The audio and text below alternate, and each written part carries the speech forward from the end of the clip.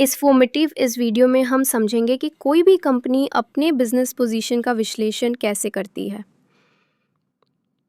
Internal और external environment को समझ के ये स्ट्रैटेजिक बिजनेस लीडर यानी ACCA SBL एग्ज़ाम का एक बेहद महत्वपूर्ण हिस्सा है। शुरुआत करते हैं इंटरनल इन्वायरमेंट से।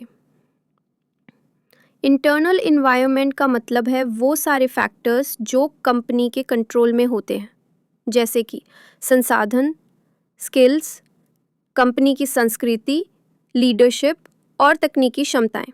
उदाहरण के तौर पे नोकिया के पास शानदार R&D था, एक ग्लोबल ब्रांड था और उनकी सप्लाई चेन भी मजबूत थी। लेकिन कंपनी के अंदर फैसले लेने में देरी होती थी और लीडरशिप बदलाव के लिए तैयार नहीं थी।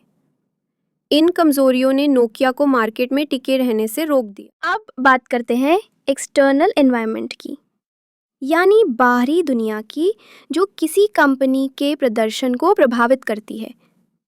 एक्सटर्नल एनवायरनमेंट को कंपनी कंट्रोल नहीं कर सकती।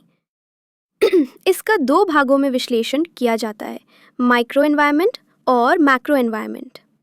माइक्रो एनवायरनमेंट का मतलब है वो फैक्टर्स जो इंडस्ट्री के भीतर सीधे असर डालते हैं, जैसे कि कंपेटिटर्स, कस्टमर्स, सप्लायर्स और नए मार्केट एंट्रेंट्स। नोकिया के लिए एप्पल और एंड्रॉयड कंपनियां माइक्रो एनवायरनमेंट की बड़ी चुनौतियां थीं। इन्होंने तेज़ी से इनोवेशन किया और नोकिया का मार्केट शेयर कम कर दिया। अब बात करते हैं मैक्रो एनवायरनमेंट की। ये वो बड़े बड़े फैक्टर्स होते हैं जो पॉलिटिक्स, इकोनॉमी, टेक्नोलॉजी और कानून जैसे क्षेत्रों से आते हैं। इनका विश्लेषण करने के लिए हम पेस्टल मॉडल का इस्तेमाल करते हैं। नोकिया के केस में टेक्नोलॉजिकल बदलाव और कंज्यूमर बिहेवियर में बदलाव बड़े मैक्रो फैक्टर्स थे। नोकिया समय पर टच स्क्रीन, स्मार्टफोन ऐप्स और इनोवेशन को अपनाने में पीछे रह गया और यही गलती कंपनी को भारी पड़ी। तो चलिए अब इस पूरे डिस्कशन को समराइज करते हैं।